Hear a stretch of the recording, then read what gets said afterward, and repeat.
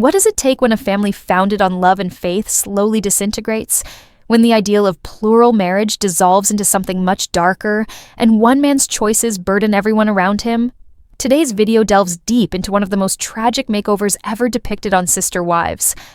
A family once united, now broken apart by power, favoritism, and a single crushing comment that brought everything crashing down. Buying a life, building a family, sacrificing dreams, then suddenly hearing your husband utter that someone else is everything he's ever wanted. What comes next? The women who gave it all, who believed in the family, conclude enough is enough. But this wasn't just about walking away from a man or a marriage. It was about taking back their lives and finding something they could once again believe in. Watch as we dissect the truth behind the jaw-dropping fallout, the emotional damage, and the strong, quiet rebirth of these women who dared not stay silent. What did it really cost to fight for themselves? And why is it that sometimes the toughest thing isn't holding on, but letting go and choosing yourself? Hey everyone! Welcome back to TLC Daily Reality, your destination for reality TV's rawest and most revealing moments. Today, we're exploring one of the most emotionally charged changes ever filmed on Sister Wives. If you've ever had a question about how a close-knit family can dissolve before your very eyes, this tale is the formula. Before we get started, be sure to hit that subscribe button and thumbs up on this video if you've been a follower of the Brown family saga since the start.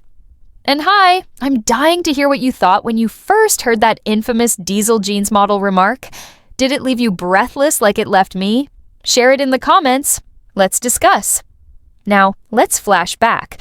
Not to the beginning of the show, but to the moment when everything began to change. Quietly at first, but then irreversibly. It was when Cody brought Robin home to meet the family. There was excitement, curiosity, even a bit of hope. But behind the scenes, cracks were already beginning to form. And here's where things get real. In a later interview, Janelle offhandedly mentioned something that, looking back, was enormous. She recalled how Cody beamed when he spoke of Robin. Not as a companion, not as a woman of religion or courage, but as a person who resembled, and I quote, a diesel jeans model. That was not respect. That was objectification. And for the remaining wives, it was a punch to the gut. Picture being in a marriage founded on the ideal of emotional equality, and having your husband talk about his new wife as if she's a runway model he just won some kind of prize for. That single line shattered more than emotions. It shattered the illusion that all the wives were equal in being seen, loved, and valued. That's the tipping point. That comment showed a bitter reality. Cody wasn't treating his wives as equals anymore. He was piling them up like trophies.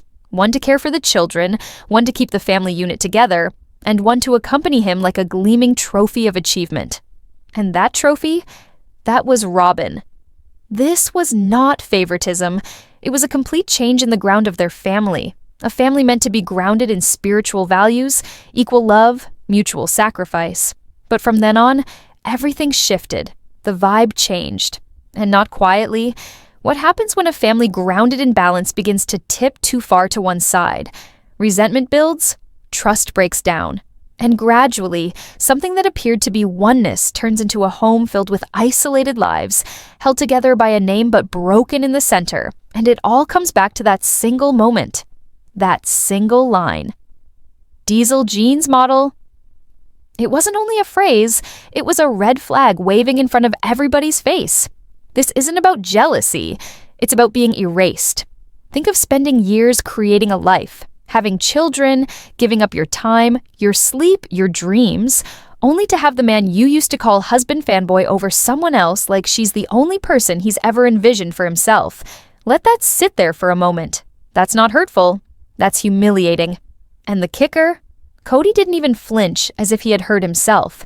It was as if he honestly believed the fantasy he had constructed around Robin, a narrative that transformed her from an individual into something else, a brand. To him, Robin wasn't merely a new wife. She was a status symbol. She wasn't merely entering the family, she was redefining it. And what of the others? Well, they were either supposed to adapt or disappear. And here's the role reversal that nobody anticipated. From then on, the emotional imbalance wasn't a gradual build. It was sudden. Cody withdrew from the other wives, emotionally, physically and mentally. His energy, his time, his affection all went in Robin's direction and the rest of the family. They started to come apart at the seams with its weight. It wasn't only about Robin, it was about what she had become for Cody, a fantasy. A type of love that seemed to be perfect from the outside, but at a heart-wrenching expense on the inside. Now, this is where the heartbreak begins in earnest. Falling in love is one thing, but making that love a trophy, that's another. That's precisely what Cody did with Robin. She was no longer his fourth wife. She was his validation, his, "Look at me, world, I've made it." And he insisted on letting everyone know about it. When Janelle remembered that instance, the notorious Diesel Jeans model comment, you could sense the resignation in her voice. It wasn't drama. It wasn't anger. She was just done. Her words were subdued, but they hurt. Just take your little Diesel Jeans model and live happily ever after. What's crazy is that this exchange wasn't even recent. This occurred years ago, yet it lingered with Janelle because how could it not? For her, that remark wasn't so much about Robin. It was about what Cody began to appreciate. Suddenly, it wasn't about creating a life together or being spiritually aligned. It became image-oriented. That Diesel Jeans model remark wasn't a compliment. It had the tone of a man boasting about being the winner of some prize at an amusement park. And when love begins to sound like a pitch, that's when you know something's really bad. Here's the surprise. In Cody's mind, Robin was no longer a wife. She was his status symbol, the tangible evidence that he had made it. He flashed her about as a badge of honor, and it was then that everything really started to shift. Cody didn't recount this tale once or twice. He went on and on about it, repeatedly. In interviews, even years afterward on Mormonism Live, he went back to repeating the same story. He'd discuss how there were other guys in their church who were interested in Robin, how she'd picked him, how that made him feel like a success story. And for real, it seemed like he was trying to convince everyone else and himself just as much. "Look what I have," he appeared to be doing. "She could have had anybody, but she chose me. I must be worth something." But the twist is this. When one person is your whole mirror, everyone else is invisible. Cody stopped viewing the other women as whole people. They were reduced to mere reflections of why they couldn't compare to the fantasy he had conjured up around Robin. Now let's go deeper into what that fantasy was. Because here's the thing. It wasn't based on reality. There's never been any tangible evidence that Robin ever modeled for Diesel. Sure, Reddit forums speculate she may have done a local job here and there, but honestly, that doesn't even matter. Why? Because it was never about modeling. It was about Cody holding on to a version of Robin that made him feel like he'd won. That made him feel important, like he still mattered. And Robin, she fell right into it. She gave him what the others didn't. After all they'd been through, Robin stood behind him. She complimented him. She treated him like the man that he so badly wanted to be. She confirmed him, continuously, and not merely in private, but on television, in family sessions, in all disagreements. Whenever Cody had someone to have his back, Robin was his biggest fan. But this is the harsh reality. That sort of power constructed on pedestal illusions, doesn't endure. It's not love. It's worship. When one person becomes the exclusive focal point of all your pride, all your emotional investment, the rest, they're left in orbit around a version of you with whom they can no longer connect. And that's what did happen. Christine saw it. Mary felt it. By the time Cody's marriages began to come undone, Janelle finally had a name. She saw what was happening in plain sight. Cody was still recounting the same tale, still invoking the way that Robin had believed in him, the way that she was beautiful and loyal and perfectly in harmony with his values. But the thing is, those values had changed. They were no longer based on fairness or cooperation. They were based on something much more egocentric: admiration, adoration, and being right. And the question is, was Robin necessarily the problem? Or was it the manner in which Cody required her to fill a void that had absolutely nothing to do with her whatsoever? That's where the true heartbreak exists, because Robin then became a symbol. And symbols, they cannot be imperfect. They cannot have bad days. But here's the rub. Neither can the individuals who are being forced to compete with them. Christine and Janelle wasted years trying to understand why they were being left in the dust. Mary, however, held on to a spiritual marriage that had no longer existed in Cody's heart long before the divorce papers ever arrived. Think about this. When love is treated like a trophy, it ceases to be love. It becomes performance. And performance, it always leaves somebody in the wings. It didn't occur overnight. But over time, the family Cody had worked so earnestly to create began to slip away. Janelle and Mary, once the very pillars of this plural marriage, started quietly disengaging. You could see it in the way they talked, in the things they no longer said, and then there was that moment when Janelle tossed out, "Take your diesel jeans model and go live happily ever after." That wasn't just sarcasm, it was clarity. It was Janelle finally saying, "I'm done pretending this still works." But then there's Mary. Her isolation was quieter, more subtle, but it cut just as deep. She remained true for years, clinging to a version of the family that had grown distant from Cody's heart.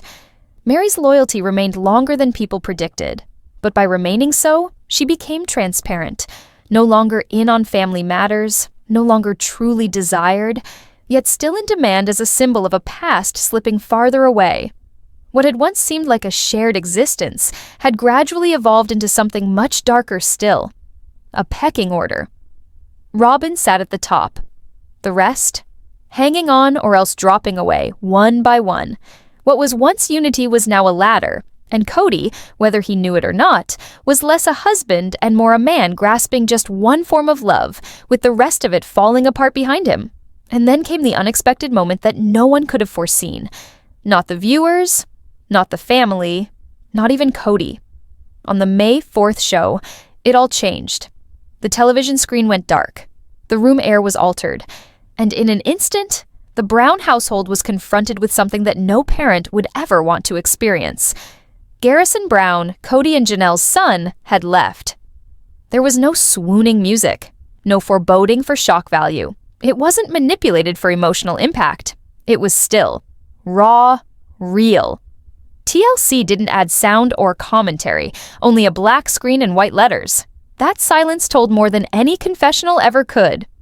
Janelle's voice broke when she spoke about texting Garrison that day like it was just another Tuesday.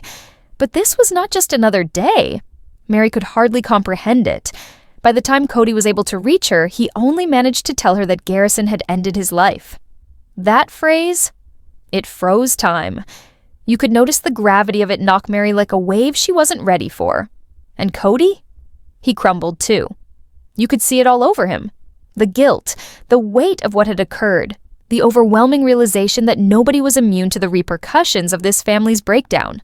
The sorrow struck fast. But it wasn't about a son lost. It was about a relationship never really fixed. Cody's words rang with regret. "I didn't get a chance to really make things right." In that instant, all those years of distance and control and silence burst back. His broken relationship with his sons, the tension about the pandemic, the favoritism, the power struggles. And suddenly, it all seemed small by comparison. The cost of it all had never been more apparent. The burden of what had been given up, emotionally, spiritually, and as a family, could no longer be overlooked. But here's the sad thing, nobody saw it coming. Not truly. Garrison was the one who made others laugh, the one who sent his mom 3 texts a day, the one who appeared to have a smile to give at all times. But even he had been keeping a secret, one no one was aware of until it was too late. This wasn't merely loss. It was accountability. Occasionally, it takes the worst sort of tragedy to make the truth indelibly etched. Following Garrison's death, it wasn't merely tears of loss streaming from Janelle, it was understanding. For so long, she had clung. She had maintained her position. She had attempted to maintain harmony. But now, there was nothing to preserve. There was one of the most chilling lines in the episode when Janelle mentioned, "I know that he's dead, but I forget. And then I remember." That single sentence was so painful, but it also illustrated the tremendous strength she'd been counting on for years. The family, the marriage, the dream, everything had been slipping for so long. And now, she was finally learning to let go. So she packed her bags, she left Flagstaff behind, and she went to North Carolina. not just to be close to Maddie and the grandkids, but in order to breathe again, to begin something new. And this time, she wasn't doing it for Cody. She wasn't doing it for anyone else. She was doing it for herself.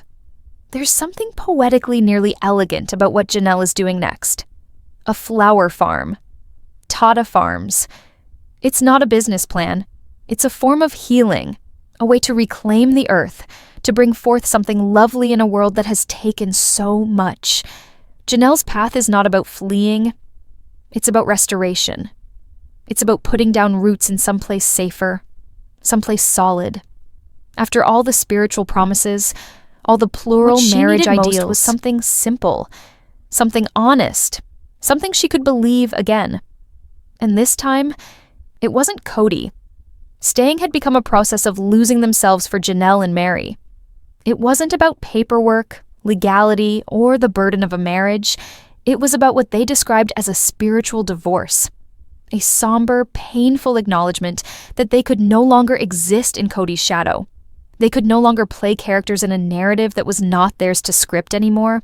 For all these years, these women held on to the hope that the family could remain intact, that the plural marriage might still be made to work. But gradually, agonizingly, they realized that waiting wasn't healing. It was merely keeping them stuck.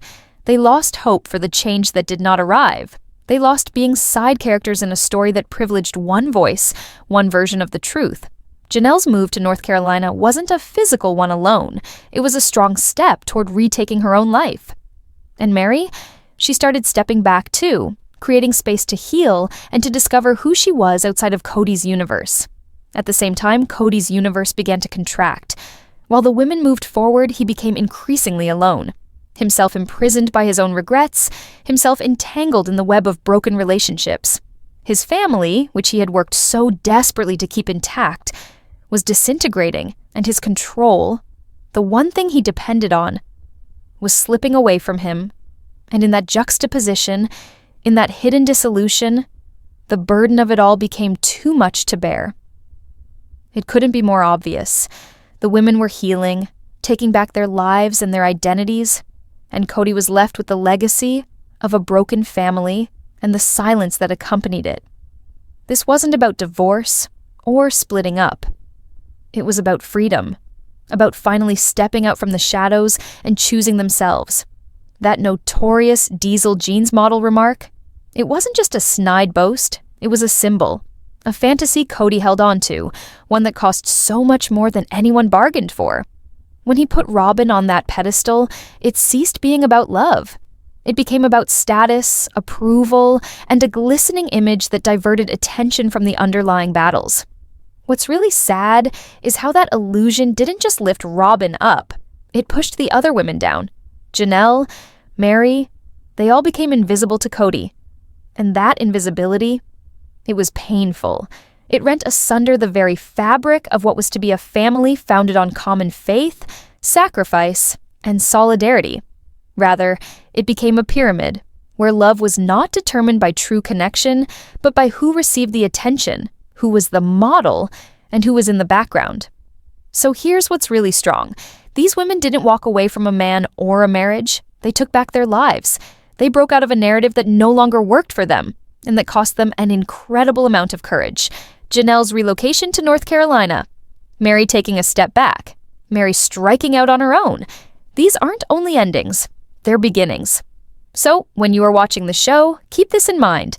Beneath the smiles, the drama, and the seemingly picture-perfect moments, there is pain. Genuine pain. The type that doesn't end up on the highlight reel, but impacts lives in ways you can't always notice. These women teach us that sometimes the most difficult thing isn't holding on. It's letting go and choosing yourself. And that's a story worth telling.